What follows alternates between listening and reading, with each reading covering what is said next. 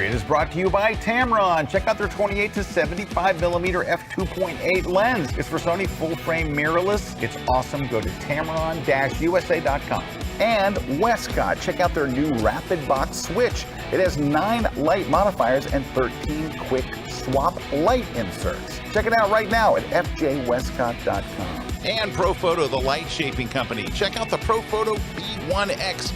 Power in all the right places. Go to profoto.com/US. And Fighter Holster, makers of amazing camera holsters and accessories like the brand new Spider Holster tripod carrier.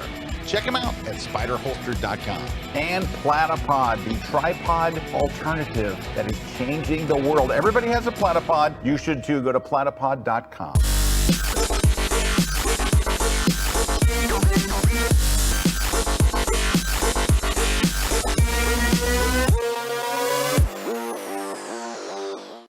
Hey everybody, Scott Kelby here. Welcome to another live episode of The Grid. And we have a very, very special guest today. He is, as I mentioned earlier, an author, and we're going to be giving away his brand new book today. He is a photographer, a really good photographer. He is a podcaster. You run the Candid Frame podcast. That's right. And just one of the nicest guys in our industry, and a really fun guy, and a very smart guy, and a very handsome guy on camera, considering he does a audio-only podcast. Ibarionex Perello, welcome to the show. Scott, thank you. I appreciate you having me. Welcoming me to Tampa. Oh, yeah. You know, we just did like a little picture right before we went on, and he looks so good on camera. I'm like, dude, you're wasted with an audio podcast. You need to turn a camera on you. No. If I looked like you, my whole thing would just be close-ups of me like that. Yeah, I can't do that. Looking into that lens is like a big black hole to me. Yeah. And I start to stutter and get very awkward. Oh, come on. And you know what, though? You also have the best voice. Now, I do have to give him some props. So one of the most fun interviews I've ever done in my entire career was with you at the Adobe did a pop-up store in San Francisco. Yeah. Like what was it, around for 2 weeks or something? Yeah. And you were there. It was the first time we met, I think, and we did an interview. And you're a master interviewer. Like I told you, I'm a dude with a show. You're a master interviewer. You're like a journalist. You're like a serious guy. And you asked the most interesting, in-depth questions. It was like I'd never been like challenged in a good way in an interview like I was that day with you. Oh, good. I'm glad to hear that. So first off, go check out his podcast, The Candid Frame. It's great. And you get all kinds of people in there. I get everybody. You do. You get everybody. Yeah, we've got like 450 something interviews on there now. And I've been doing it for 13 years. So wow. I try to get people who are like big names that everybody knows, but also people who people don't know, but who are creating some amazing work. So it's a thing I'm very, very proud of. Ibarionex, I don't know about you. Did the air conditioning just kick on? Yeah, just kicked in. That's a very odd thing to happen during the grid. I don't know if you guys heard it where you are, but it sounded like a truck just drove in the room. Now, normally we turn the air conditioning off so we can swelter and drink our grid cups. By the way, these grid cups are from Mike Kubasi.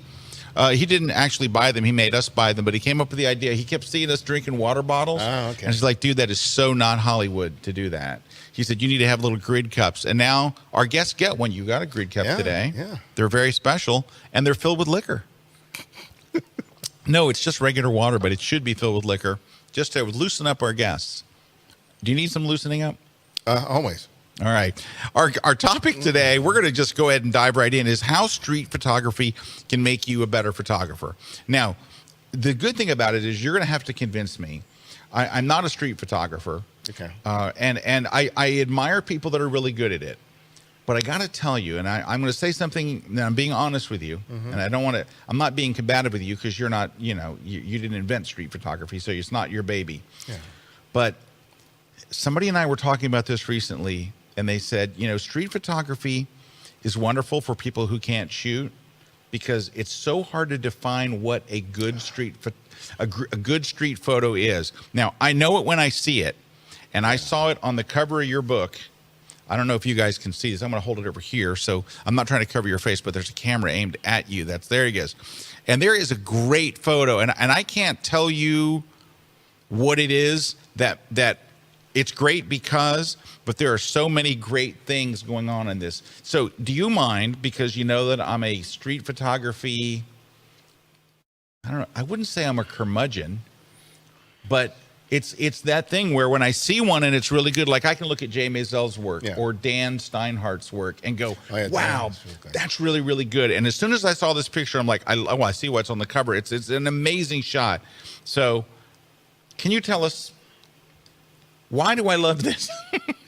Well, it's what makes any photograph good. It's certain visual principles, motifs. For me, and I write it in the book, is basically it's light and shadow, line and shape, color and gesture. And the more of those things that you can be aware of when you're composing a photograph, especially on the street, the likelihood that you'll be able to come away with a really good photograph increases. And I think a lot of people, when they think about street photography, the first thing they think about is, oh, photographing strangers, and they get intimidated by it, and they can't even conceive of themselves photographing out in the street. But people do it all the time, especially now with a camera phone. But I don't go out there with the intent of thinking, oh, I'm going to see an interesting character and I'm going to photograph them. I just see all these elements, whether they're fixed elements like a building or light and shadow or a person coming, walking through the scene. It's just elements in the frame. So it's just like I'm as we were talking earlier, I think Jamie Zelt talks about setting the stage, and I'm often setting the stage when I'm composing a shot and then waiting for not necessarily a character, but someone that perfectly complements the scene. And the book, the image on the cover is a perfect hold this example. Up again. I don't know if you can get in tight on this or not. I want to hold it a little more over this way. Sorry. Yeah, because this is a perfect example. I was in South Africa, in Johannesburg, and I'm wandering the streets, and I see this play of light and shadow on this wall where this mural is. So I see, I want to use that demarcation, that transition between light and shadow. And then so you're already like, this is where I'm going to shoot. This is where, because that light and shadow was interesting because of the graphics nature of that transition between light and dark was really interesting. And then I also had all these lines and shapes, the signs and the poles and all the shadows that were being created. And then, of course, the color from the mural itself. So I kind of figured out what my overall composition was going to be. And as different people move through the scene. There we go. Thank you. So as different people move through the scene, I would make shots. And I started timing exactly when and where I would need it. So I was aware that I needed someone right in that location where that little girl or little boy eventually showed up in the frame. And here's the magic thing about street photography. If you've done all the work, sometimes the photo gods are really nice to you and they give you the perfect subject because the color of her pants mirrors the color of the mural. And you can see that the way her legs and arms are spread, the lines of the legs and the arms are really cleanly defined. Yes. And like they'd have to be in that exact spot in the space between the shadow of the sign on the left and the neck of the mural. I mean, it's like too perfect. But I took a bunch of shots before that, trying to figure out exactly what my frame to look like. And as people passed through, I knew that they weren't perfect for the shot, but it gave me a sense of my timing. Because every camera has a slight delay when you press the button between you pressing the button and actually taking the picture. Yeah. And so I had to sort of get my timing down to make sure that when I took the picture, I get it. Because people ask me, oh, do you use a motor drive? I said, no, I can't use a motor drive because timing is all important. You know it from shooting sports. How many pictures did you take before that little girl walked into your frame? I really can't say how many I took until she came into the frame. I was there for about 20 or 30 minutes. Oh, good on you.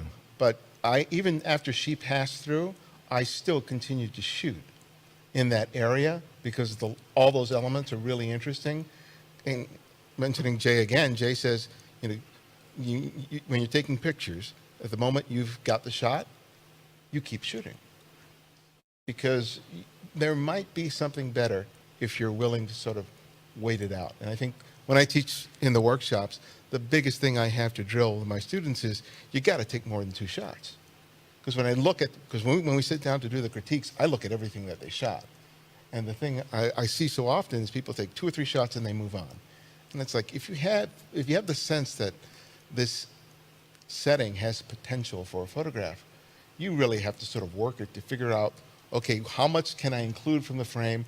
How much can I exclude from the frame? Even before anybody moves into the scene. But I don't think a lot of people are doing that. I mean, I know that you're doing that, but I know I'm kind of negative on this, and I don't want to be negative on it, because when I do street photography, I enjoy it. I'm just not any good at it. But I see so many people, like people will send me, hey, look at this, or look at my work. I'm a street photographer. And I look at their stuff and I'm like, this just looks like you're walking around taking pictures of people. It doesn't look like. Well, that's exactly it. I mean, if you go on Instagram and you type in street photography, that's what you see mostly. People taking pictures of people walking down the street. Yeah. And all they're doing is they're taking pictures. They're taking pictures of people moving down the street. They see some attractive woman or an interesting character. They make a shot, and they're not really considering their composition. They're not considering their lighting. They're not considering how the things in the foreground or the background play off of the subject. They're just taking pictures because they've seen so much bad street photography that they think that that's it. That's the only thing that's out there, and they start mimicking that. But see, that's why when like I can't tell you really what makes a great street photograph until I see it. Like when I see it, I'm like, ooh, I really like that. But that doesn't happen a lot for me in street photography. Now it happens with certain people that really have a gift for it, like Dano Steinhardt. Yeah. Like Dano is one of the most underrated photographers, period. But oh my gosh, I look at Dano's stuff and I'm like, how does he even get this? Maisel, same thing.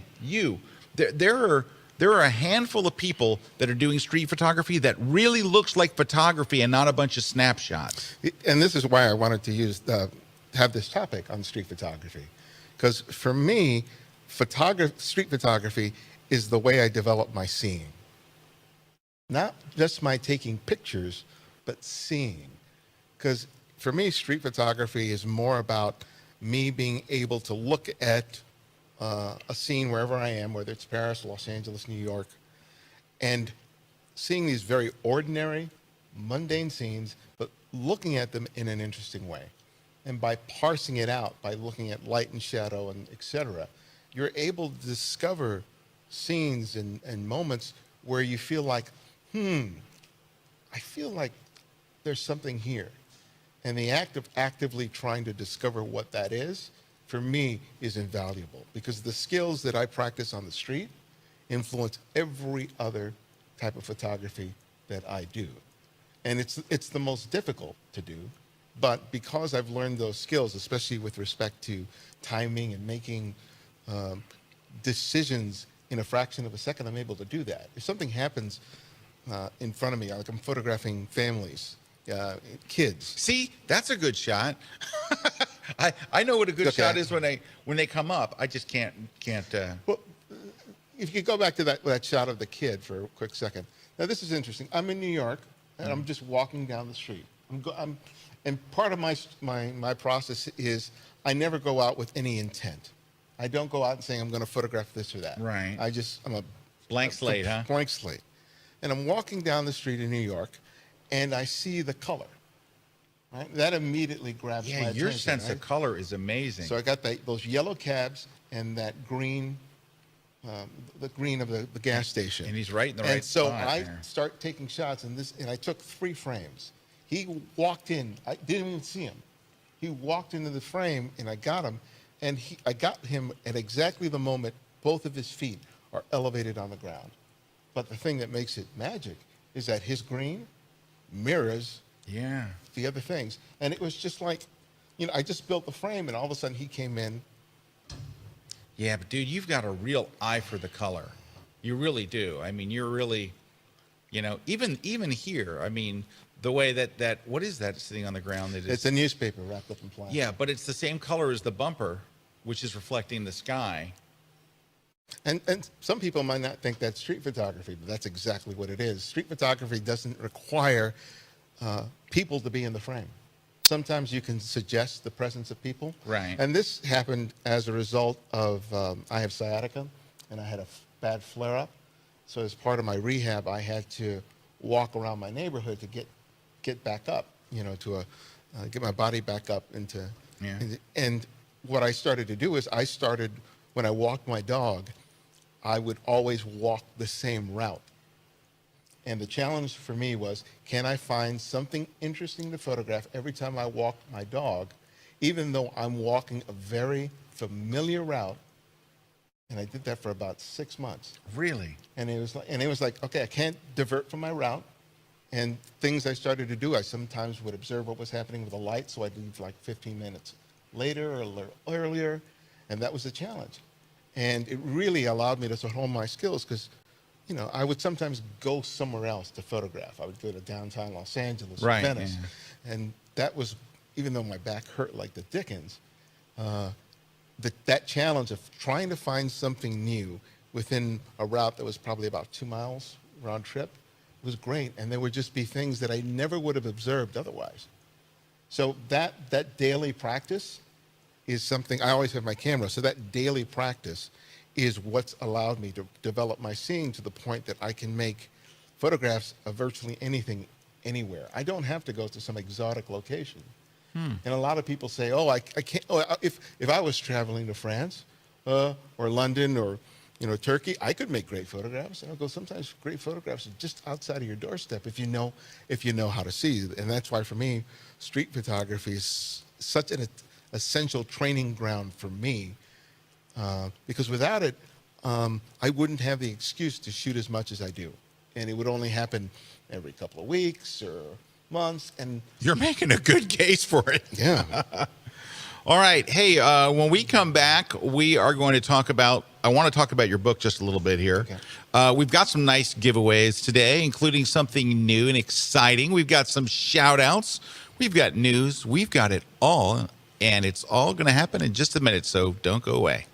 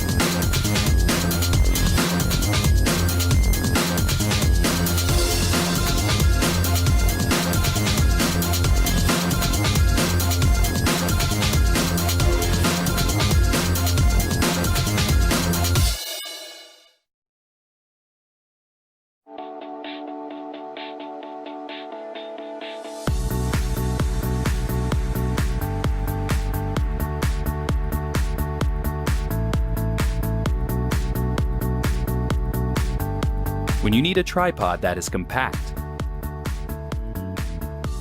that is portable enough to take with you anywhere, one that is adaptable to any situation, that will prove versatile enough for any shoot, and is compatible with your other gear, giving you freedom to create your own perspective. Look no further. Platypod Ultra does it all. Visit platypod.com for more info.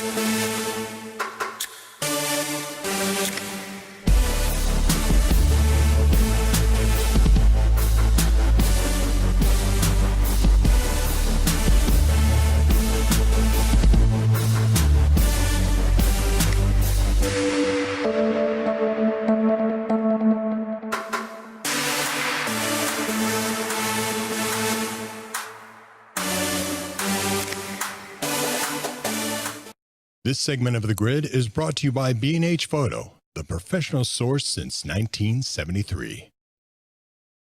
Hey, everybody. We are back. Scott Kelby here with Ibarionex, and we are talking about street photography today, how street photography can make your overall photography better. First, a couple of shout outs. It looks like Victoria Pavlov is here.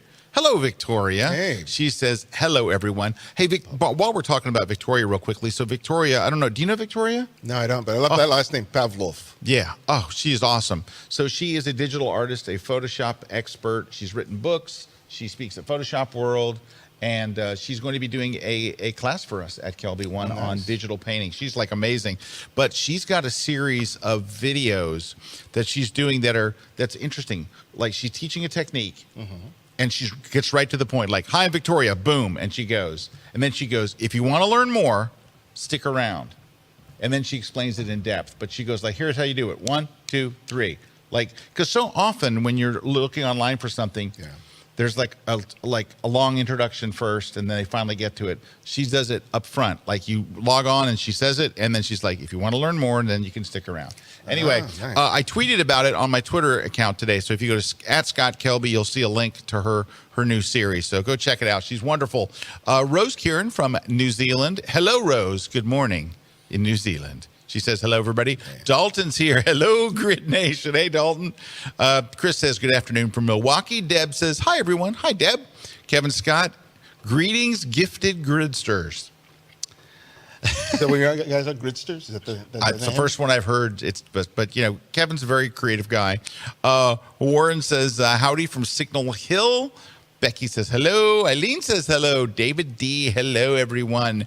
Nicole and Riverside Ronnie from California. Oh, everyone's checking in today. Lensworth from Houston. Michigan's in the house with Jeff. Catbo, hello, everyone from Idaho, home of the world's largest potato.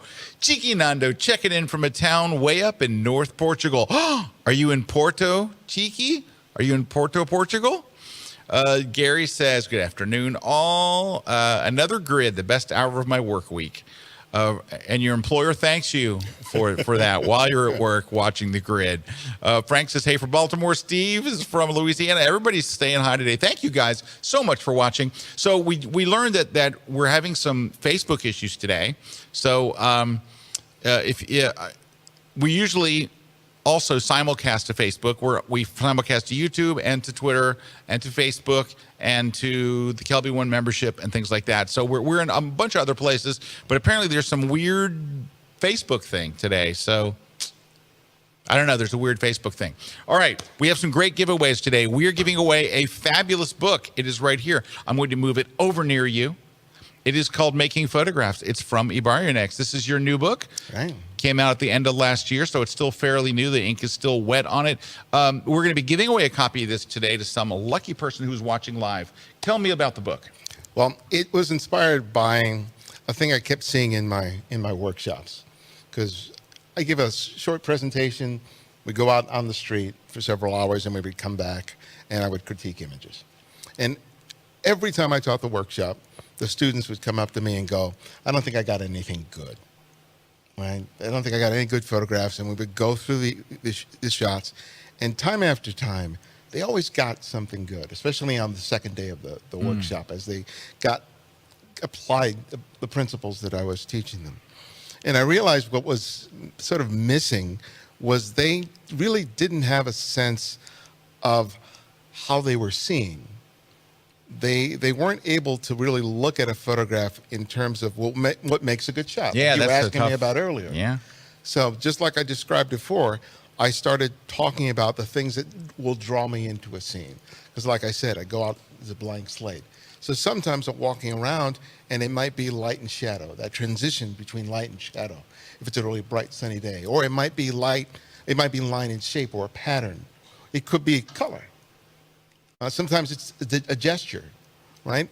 And so whenever I get drawn into a scene, then I start considering all those elements that I just mentioned to build the composition. And those are the same ideas that I consider when I'm evaluating the pictures when I launch Lightroom, and I start saying, okay, which ones work? You know, and how's the light? How's the line and the shape, the color? And the more of those elements that I have in the composition, Yeah. the more likely is I have a good shot. And usually the final thing is the gesture. It's that little flourish, or sometimes that little surprise, like having the girl's leg completely splayed in the way they are on the cover. Yep. There's a certain thing that you can't anticipate that happens on the street. But it's amazing how often it happens for me, because I've completely processed all those other elements. See, there are certain fixed elements in any scene, things that Right. are not going to move, Right. right? So you can figure out your composition within a very short period of time. And then there are those fluid elements, which are usually people as they're moving through a scene, or a play of light and shadow as cars and vans go by, or whatever it is. And since you've done 95% of your work, all you're doing is paying attention for that last 5% of the shot that elevates it from being a good photograph to being an exceptional photograph to hopefully being a great photograph. And that's the ideas that I wanted to instill in the book. It's not so much about how to take a better picture. It's how to understand how to see, how to parse a scene, and use that same knowledge when you're looking at your images to figure out which of those shots works best. Well, that's maybe more important than learning how to use your camera. You can put your camera in auto mode and it'll do the exposure and all the stuff. I think being able to see and also discern what makes a good photo is that's a big thing. Because for me, the difference between taking photographs and making photographs is taking photographs is really easy. And I write in the beginning of the book that the best thing about photography is how easy it is, and the hardest thing about photography is how easy it is. Right? It's very simple to take a picture. Right. And that's a very passive act, even though you're pressing the button on the camera. But making a photograph, you're making choices that lead up to that moment. And as long as you're aware of how you're seeing, you increase the likelihood that you'll be able to make a good photograph. So for me, it's like, is the practice. I was watching a documentary with Gary Winogrand, who's one of the most famous street photographers that came out of the 50s, 60s, and 70s. And he said it himself. It's just like, you have to put in the work. You can read as many books as you want, or watch as many YouTube videos as you want, but that's not going to teach you what you need to know. You may have the knowledge, but it's like, learning how to cook by just reading the cookbook and never going into the kitchen. Right. Yeah. You know all this stuff about, all the ingredients. How to pre-cook, heat the oven. But unless you put yourself out there and take a lot of bad photographs, because my hard drive is filled with bad photographs. Oh, mine too. We must have the same hard drive. But for me, that means I'm putting in the work. Yeah. All right. So a couple things real quickly. We are going to give away a copy of this today. So hopefully you'll get to win it. If not, of course, you can pick it up at Amazon or Barnes & Noble or wherever fine books are sold. So check that out. Someone's going to win it today watching live. Will you sign it for us? Oh, yeah, absolutely. He'll sign it as well. So there we go. We also have a brand new book, so new, it's not even in print yet. It's called, ready? The Landscape Photography Book. Let's zoom in tight on it. Doggone it, he didn't do it. There we go. So this is my brand new book. It literally just went off to press this week. It is published by our friends at Rocky Nook, the same people that publish your book. Right. And this... Shout out to Ted. Shout out to Ted, the Ted-editor. So this landscape book is and this is important. Let's zoom in on it again when I'm talking. This is important. So it's not Ibarionex talking, but it's me saying this. If you're really good at landscape photography, do not buy this book. This book is for people who are getting into landscape photography. So if you're a beginner landscape photographer, or maybe you're moving from beginner to intermediate, it is for you. It is not for pros. Don't be a pro that's a landscape genius and you're doing this all the time and you go buy this book because you'll go, well, I already know a lot of that stuff. Well, of course you do. I'm trying to move people to that stage. Don't buy it if you're a pro. But for everyone else, it's gold, baby, gold. So it is written in the same style as my digital photography book series. It's one thing per page. And I really got into some really cool stuff. So I had somebody read it the other day, and they called me. They were on chapter 6, and they're like, I cannot believe how much stuff I did not know. He was like, I just can't believe it. And so anyway, I hope that you will pre-order it. You can go to Amazon or wherever and get it. The cover looks slightly different on Amazon because at the last minute, I wanted to change the cover from the stunt cover, we call it. The one that you send while you're working on the book is like the stunt cover, and then this is the final one. So anyway, it's called the Landscape Photography Book. It has a very obvious name, and it's for new landscape photographers and people who want to get a whole lot better fast. So there's that. We're also going to give away a fabulous Platypod Max. I know, move it over there. There it is. Sorry, there it is. We're camera challenged today too. Juan is not here, and we're running it full bore here. So we're just cheating and using that other camera. But anyway, a Platypod Max is what you're going to use instead of using a tripod. This is the big boy. This is the pro version. This is the one that you can put your big cameras on. Do you have a Platypod? No. Watching your show last week was the first time I heard about these things. Dude, they are it. You're going to leave with a Platypod. Okay. We're going to give you a Platypod and a cup. That's all you're getting, though. Really?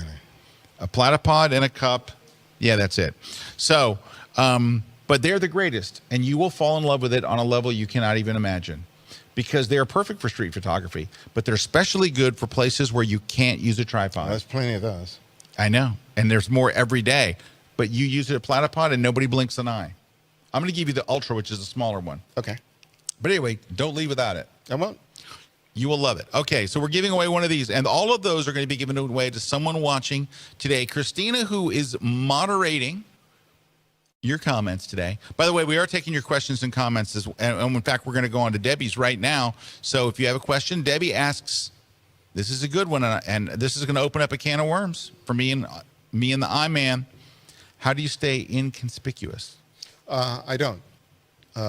Because of the way that I shoot, the way I parse the scene, is that I stand there with a camera, and I'm there figuring out my composition, my frame, and I see people who are coming, and I call it casting, right? I see somebody, I'm always looking around me to see who's coming and who might complement the scene that I've composed. But because I'm already there with the camera, and I'm already sort of doing this, they think I'm there photographing the anything, scene. You're right. The scene. So it's for me, if I want to make sure that they're in my frame, I'll position myself, and I'll get my camera down, so and I can basically sort of time it based on the pace to sort of anticipate exactly where I need them to be, engaging at their pace when they're going to be at that spot, and then just before they get there, click, and then I just continue looking wherever I was looking and continue making my photographs. Well, this is interesting because you're talking about you're shooting a scene where I think when was it Debbie that asked the question? Was it Deb or Debbie? Yeah.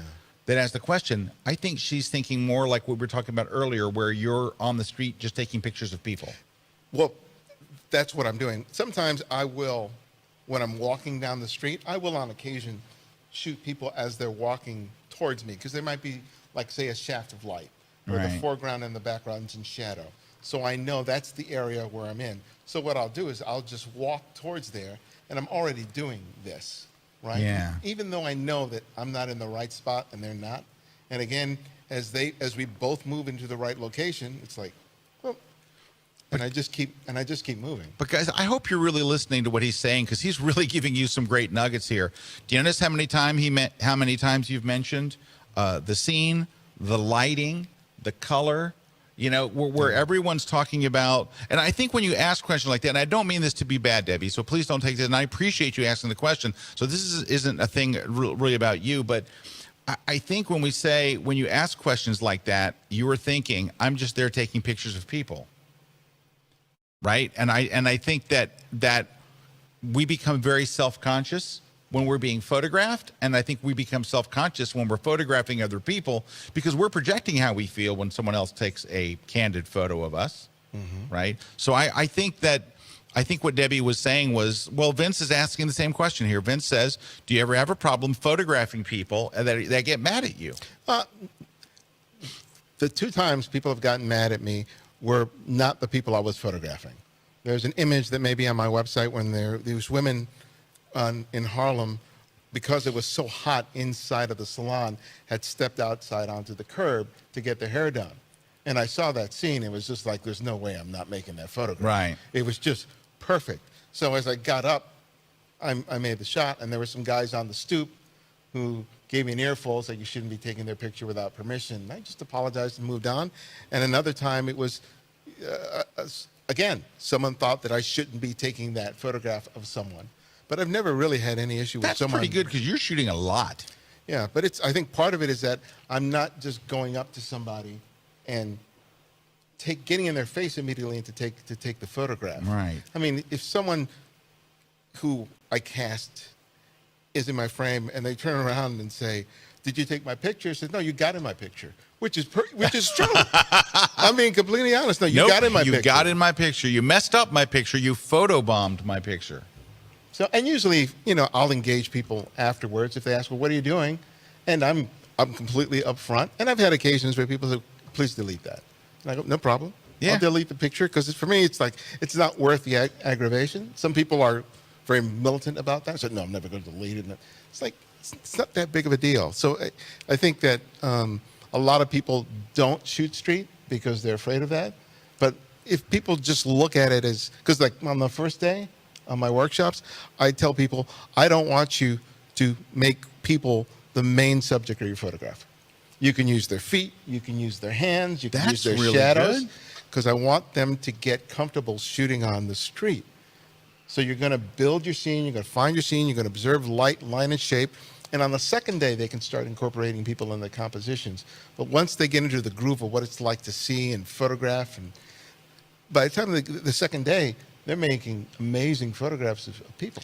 It is interesting when I have done it, how I guess reticent I am at the beginning of the process, to where at the end of the day I'm shooting everybody. It does that barrier does break down the more you do it. I go through the totally same agree. thing every time. Yeah. Every time I go out to shoot, I get nervous. Yeah. But that's why immediately after I'm out of my car or out of the subway, I start shooting immediately, even though it may not be a great shot, because I want to get into that groove. I want to get into the rhythm. And once I get a good shot, not necessarily a great shot, but a shot that feels like, okay, the wheels have been greased and I'm moving, and I just ride that momentum as much as I can. Great. And sometimes I may not come away with a good shot that day, but just the fact that I put in the practice is enough. Hey, I have a quick question for you. Greetings from Pennsylvania, and the question is what is your favorite camera and lens combo for street photography? This is the camera I use. This is a Fujifilm X100F, which has a 23 millimeter, which on a crop sensor is 35. So right now, this is my one and only that's full camera. frame, or is that no, crop? that's APS-C. Okay, so that's APS-C, so it's a crop sensor, and you've got it's a 35 that's on there? It's a 23. Oh, 23, So but 1.5 magnification. So it's like a full frame with a 35. 35. Okay. Right. But I used the Leica Q last year for 6 months, and that has a 28 on a full frame. Ooh, that's oh nice. Man, and using nice. 28, I was just like, that's when I finally do get a camera. The first lens I'm getting is a 28 or a 24, because I had to see completely differently as opposed to shooting on 35. It's a big of a challenge, but I really liked how transformative it was. All right, and say that one more time. That's a Fujifilm X100F. It came out like a year and a half ago. You like it? Oh, I love it. Yeah. You know, I do talk to people that have Fuji. Kathy Perupsky, who is a kind of a regular in the audience here, and she does a lot of stuff for us here at Kelby One. She assists on photo shoots, and she's quite a good photographer herself. She has Fuji, and she loves it. I've never met anyone that has a Fuji camera that does not like their camera. Yeah. No, they can get pretty passionate about their Fujis. Yeah. Yep. All right. Hey, when we come back, we have a couple more comments and questions. We have other fun stuff coming up, and we're going to pick our first winner, which would be for the landscape book. I want to save the Ibarionex's book towards the end, because that's, it's the thing. So stick around. We'll be right back. Don't go away. I talked to so many photographers who are completely freaked out as soon as you mention lighting portraits on location. They hear that and they're like, oh, that's too complex and I'm not sure about it and I haven't had good results with it. I think I know why that you're having a problem with it, and I want to solve that problem for you. So I did an entire class based on location lighting. And we're going to go on location. We're shooting indoors, we're shooting outdoors, we're shooting in direct light, we're shooting with window light, we're shooting all these different things. We're mixing the strobe and the ambient.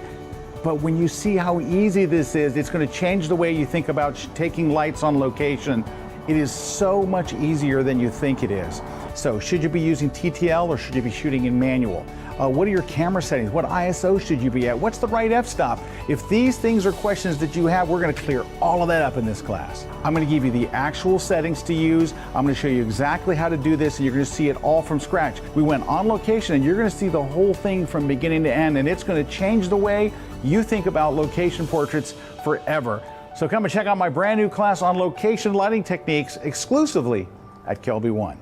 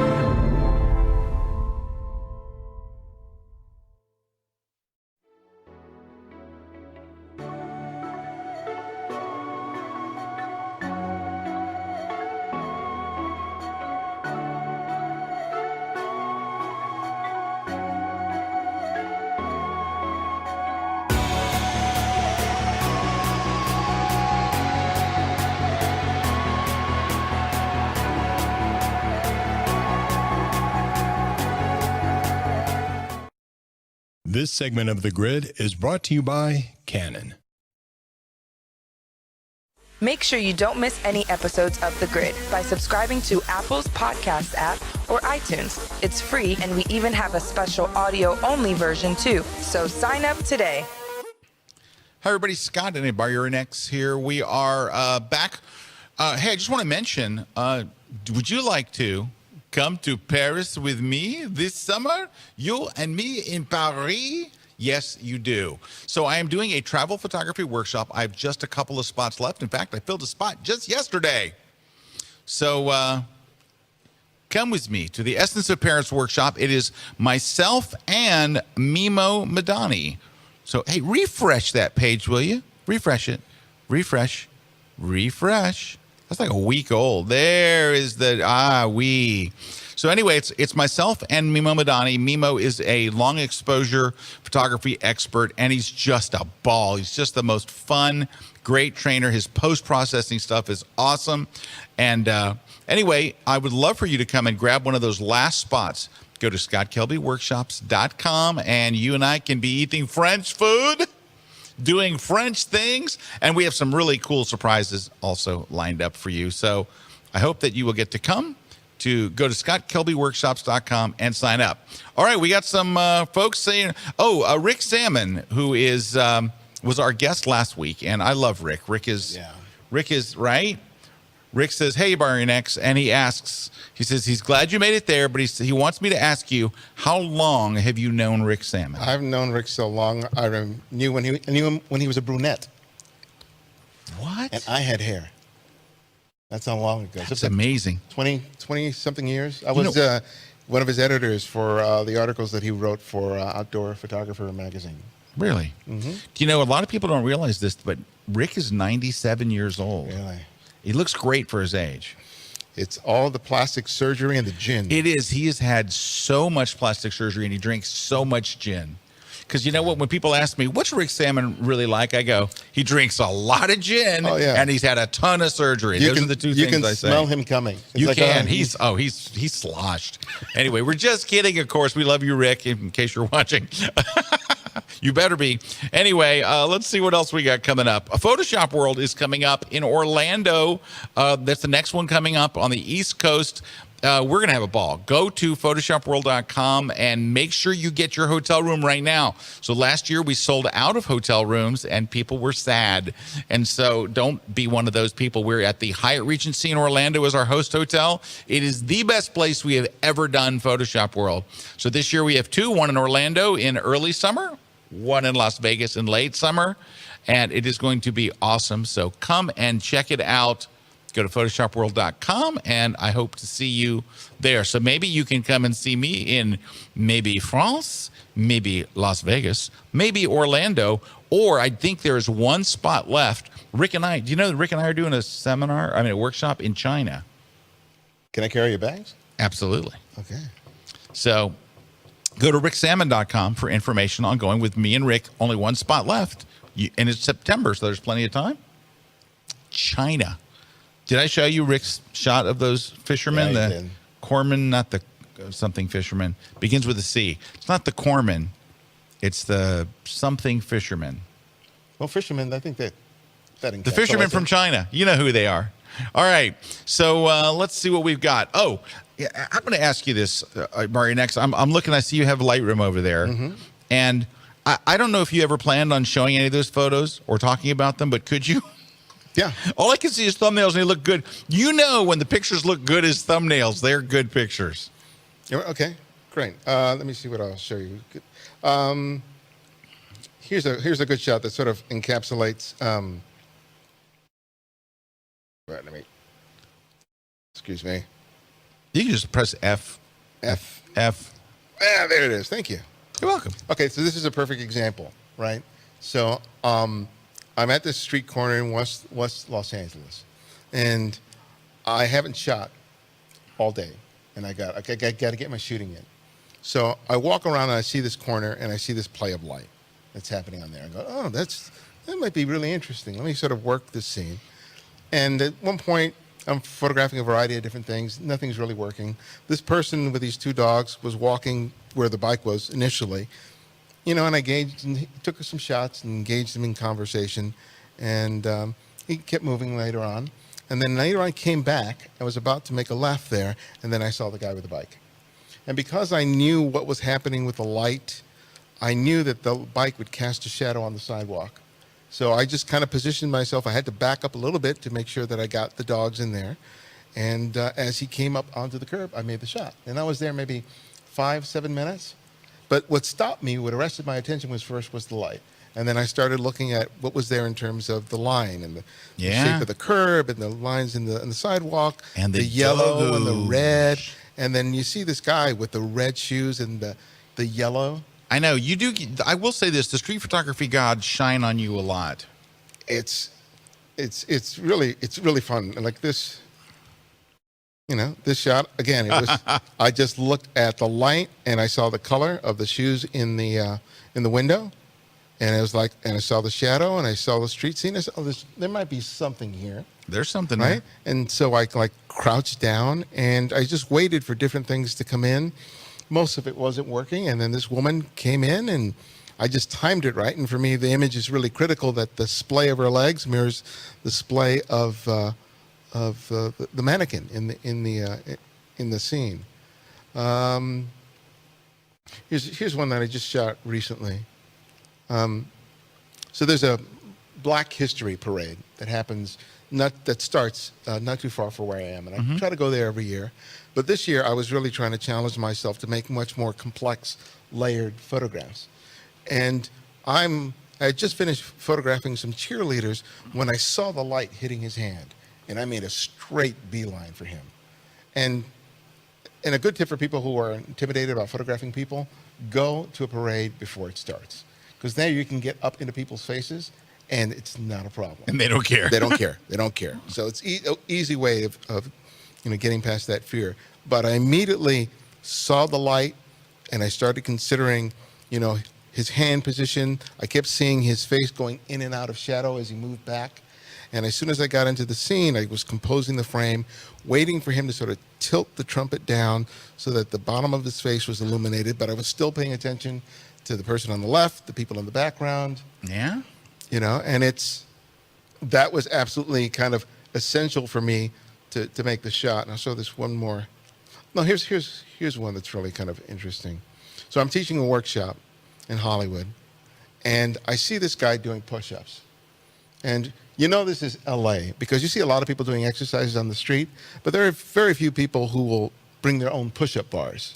Yeah, right? It looks like he brought his own push-up bars. Yeah, and which is part of LA is you want to be seen. So this guy was obviously doing his exercises, because he looks good, right? And at first I was at his feet, and I made a couple of frames, and I realized I was in the wrong position because there were a bunch of cars in the background, Right. and I realized I'm going to have to move, because a lot of times people shoot from where they discovered the subject and they don't move, and usually that initial spot is not the best spot. And because I was scanning the edges of my frame, I realized this is not the right place. So I ran over to the top, so I was above his head, so his back was much more prominent, composed my frame, and then I was looking for something to complement it, right? So, because the street itself, the stars on the sidewalk, they're important to the shot. Yeah. But I needed something to balance it. I knew that the stars alone wouldn't do it, right? So I was timing myself so I would get him at the moment where there was the most tension in his back. And I was hoping that I'd get something in the upper left-hand corner. But at that moment, I got something from the lower left-hand corner as well. These two people entered my frame at the same time. Yeah, the shot has great balance. And it just creates this wonderful And look at the way the triangle. shadow. Can we go back to that shot again? Yeah. Look at the way the shadow aims right at him. Yeah. Like the shadow of the pole or whatever. And it's funny that you mentioned the push-up bars, because I often will, when I'm out in the street, will have my push-up bars with me. Except for I have more definition in my back than he does. I mean, he looks okay. He looks fine. But I mean, if you really want to see definition, when I'm doing my push-ups, I think it's much more dramatic. Yeah, and I'll just quickly show you. I'll just cycle through these. Just saying. So my mother-in-law moved in with us. So I started documenting her life with us. And I'm using the very same things that I use on the street to get my shots of her, right? Even though it's my own home, I'm, looking for moments, considering the light, considering, the lines, the shape, and using all those skills that I've honed on the street. I love her smile. Oh, she's She a seems gem. like such a sweetie. She's 86. Her name is Faith. 86. Oh. And there's Oh, just look at that. And this Dude, is that's a great shot. And that's why for me it's so essential to constantly be, especially in your own home, because most people don't think about photographing in their own space because they think it's so ordinary and mundane. But because I've sort of trained myself to constantly look what's happening with light and line and shape. Yeah. You know what the problem is here? You're really good at this. I think it's hard for a lot of us to do this. I mean, you're capturing this like you're on assignment. Well, yeah, it's exactly what I'm doing. Yeah, this is very well done. And I kind of and I needed to. Ooh, Yeah, so getting us. cortisone Yeah, shot. Ooh. it helps a lot. But for me, that's been essential to me practicing my photography anywhere and any time. Because I was talking with a photojournalist, and we talked about this idea that we've spent our lives photographing other people, and how rarely we turned our cameras on our own lives. And so that really set the spark in me to photograph our time with faith. And I'm doing a project where I'm following families in their morning routines.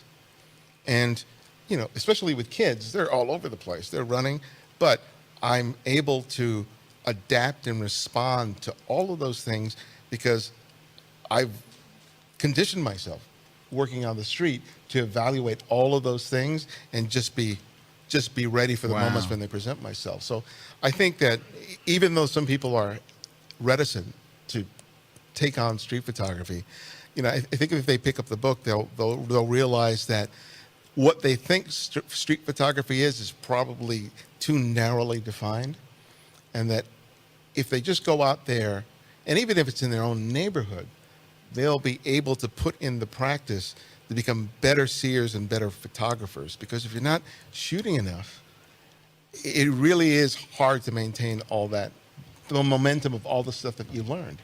And the book we're talking about, which we're going to give away right now, Making Photographs, you can find it at Amazon or Barnes & Noble or wherever awesome books are sold. Who is our winner for Ibarionex's signed book here? Rick from Iowa. You just won. Congratulations. Congrats. A signed copy of Ibarionex's book. We're going to give away a copy of the landscape book, which goes to Rick in No, not Rick. Who's this from?